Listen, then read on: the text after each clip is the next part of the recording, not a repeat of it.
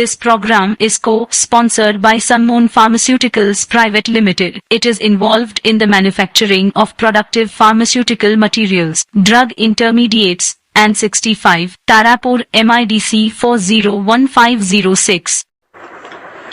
नमस्कार दोस्तों, आपका स्वागत है आज के कार्यक्रम आध्यात्मिक भारत में। दोस्तों, जैसा कि आपको पता है, आध्यात्मिक Bharat KCN headlines KS TV द्वारा अध्यात्म और सनातन के विषय में वास्तविक परिचय कराने का एक प्रयास, जिसके तहत हम आपको निरंतर अभ्यास करा रहे हैं कि सनातन के प्रश्नों जिसके कारण लोग कहीं न कहीं विकल्प विहीन हो जाते हैं।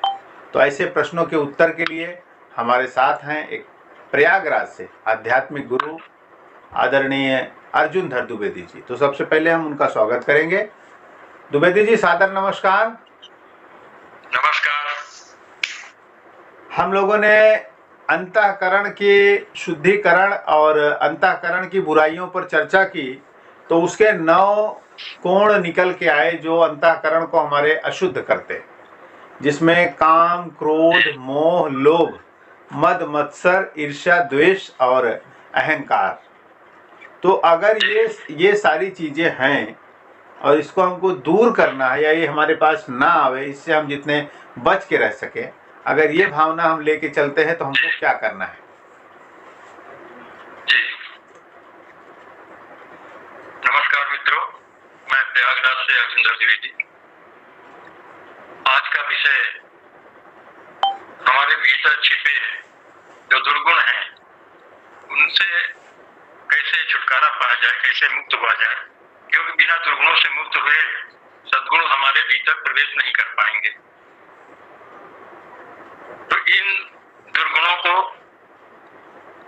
दूर करने के लिए, इनको अपने जीवन से, अंतःकरण से की शुद्धि के लिए, इनको हटाने के लिए हमारे पास कई मार्ग हैं। पहला मार्ग स्वाध्याय का आता है। स्वाध्याय का 2 अर्थ होता है। अच्छा। एक सुअध्याय, एक स्वाध्याय। सु मतलब सुंदर, जो हमारे ग्रंथ हैं, वेद हैं, शास्त्र हैं, उपनिषद हैं, इनका अध्ययन करना। और दूसरा अपने अंतःकरण में, अपने भीतर जो हमारे दुर्गुण हैं या गुण हैं, अच्छा, उनके बारे में भी विवेक पूर्वक निर्णय करना कि हमारे भीतर कौन कौन से दुर्गुण हैं। जब तक उसको ज्ञान नहीं होगा हमको, तब तक दूर कैसे करेंगे? तो इसके लिए सबसे जो बड़ा उत्तम साधन है, स्वयं को अपनी गलतियां नहीं दिखाई देती।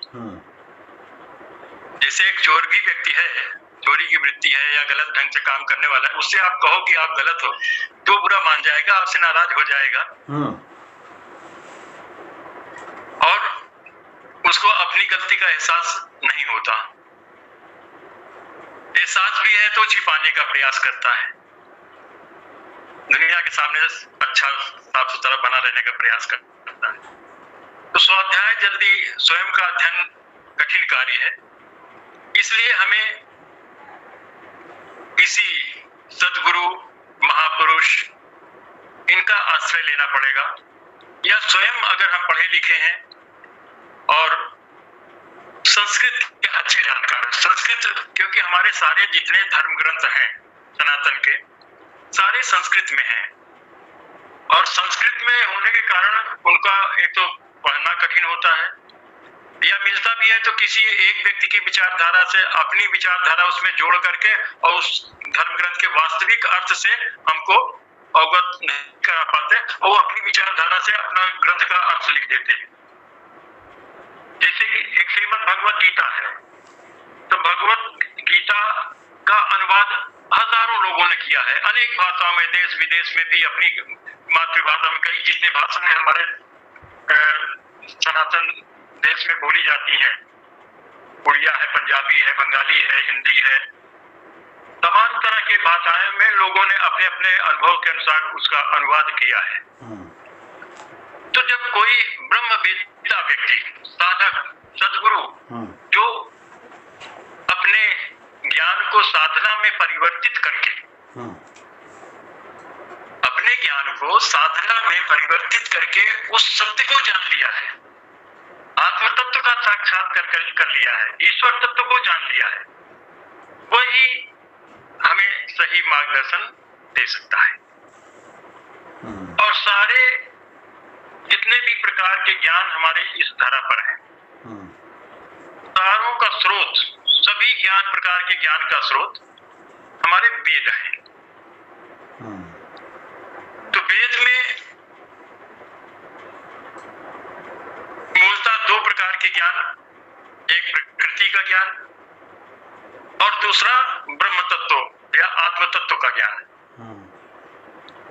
उसमें और भी विभाग कर दिए गए हैं। जैसे ऋग्वेद है, तो ऋग्वेद में प्रकृति के तत्वों का ज्ञान है,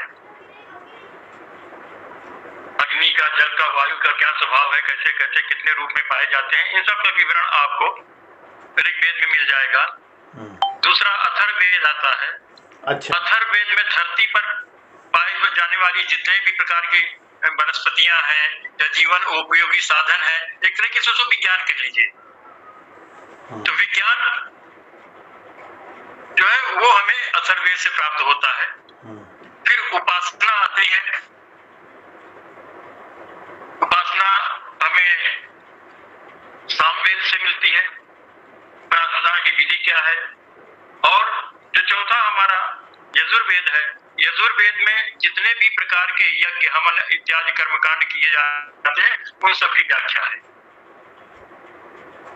तो ज्ञान प्राप्त करने के लिए जैसा कहा हमने कि आपको किसी न किसी सद्गुरु का आश्रय, जैसे हम लौकिकता में किसी भी विषय में पारंगत होना चाहते हैं तो डिग्री कॉलेज जाते हैं, फिर डिग्री कॉलेज में जाकर के पोस्ट ग्रेजुएशन करते हैं, फिर किसी एक विषय के हम मास्टर बन जाते हैं जिसको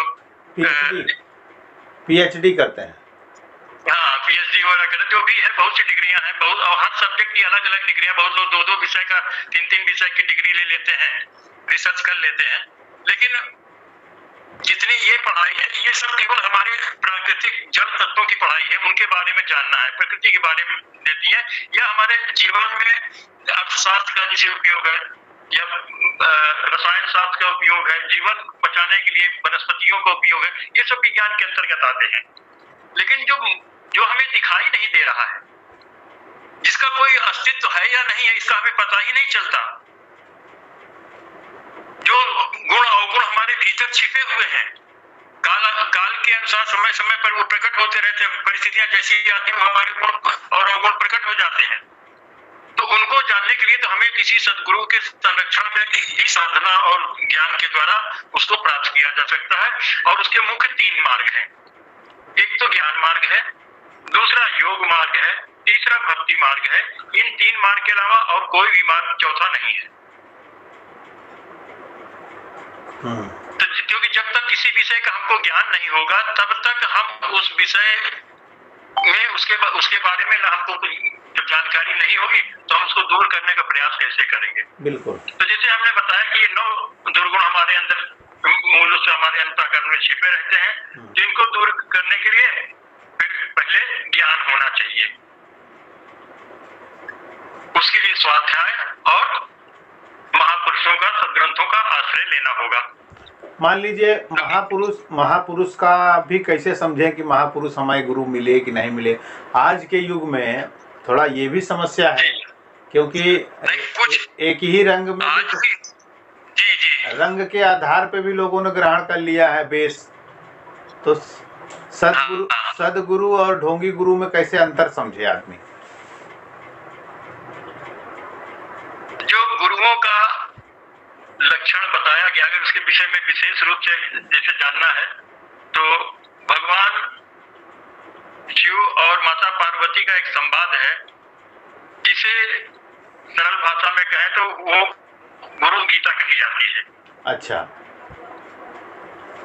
गुरु गीता बहुत ही छोटी सी 100-250 श्लोक की पुस्तक है, और उसमें सदगुरु के लक्षण क्या होते हैं, क्या होना चाहिए, कैसे सदगुरु होते हैं, उनके बारे में विशेष चर्चा की गई है। हाँ। तो और मोटे मोटे शब्दों में हम आपको बता दें कि जो सदगुरु होगा उसके अंदर से ये सारी वृत्तियां निकल गई होंगी। धनार्जन वो नहीं चाहेगा, उसके अंदर काम वृत्तियां समाप्त हो गई होंगी, केवल जन कल्याण लोक कल्याण की भावना उसके अंदर होगी। यदि कोई गुरु आपके स्तर को देख करके कि इनसे इतना लाभ मिलेगा, इससे इतना लाभ, जो छोटे लोग हमसे कोई लाभ नहीं हो सकता, तो ऐसे जो तथाकथित गुरु लोग हैं, या मंत्र फूंक करके बुला करके चेला बना लिए, मंत्र दे दिए, चाहे मंत्र, जबकि मंत्र का प्रभाव हमारे जितने ऋषि मुनि हुए जिन्होंने देवत्व प्राप्त किया, वो मंत्रों के सृष्टा भी थे और दृष्टा भी थे।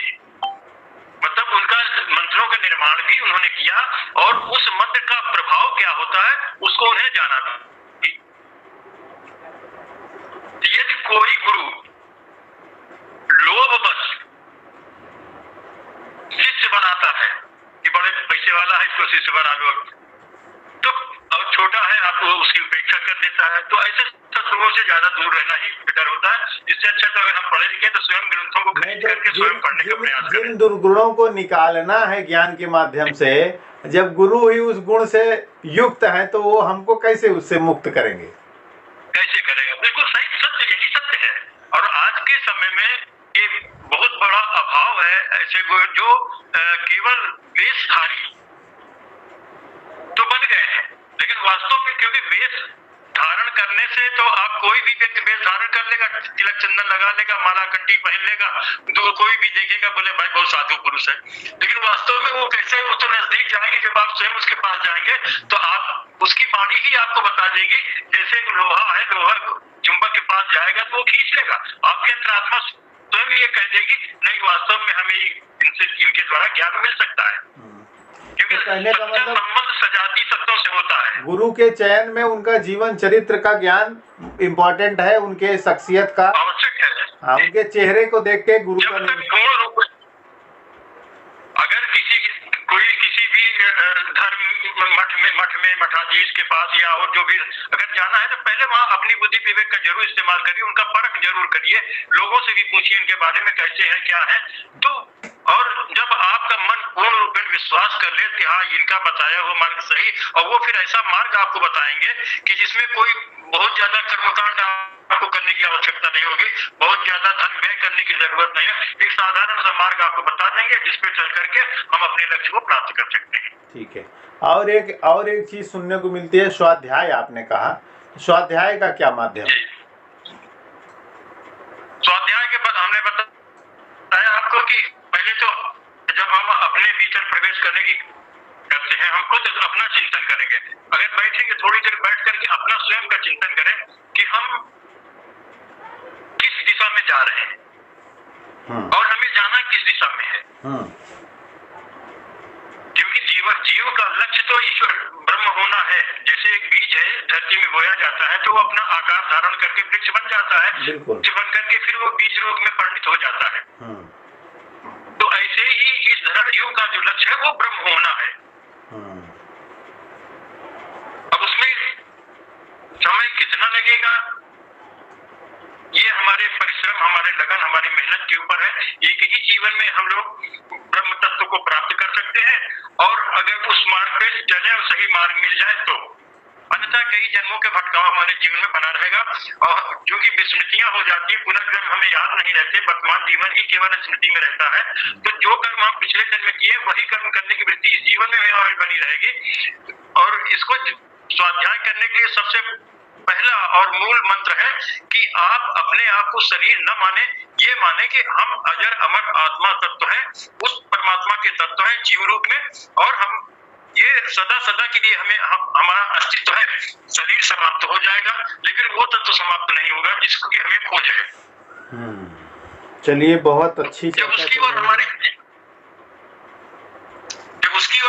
हमारा चिंतन होगा और उसको पाने की जिज्ञासा और दृढ़ संकल्प हो जाएगा, तो ये आप निश्चित मानिए ईश्वरीय व्यवस्था है, वो कहीं न कहीं से कोई न कोई व्यवस्था करके आपको किसी सदगुरु के पास पहुंचा ही देगा, या स्वयं सदगुरु आपके पास आ जाएंगे।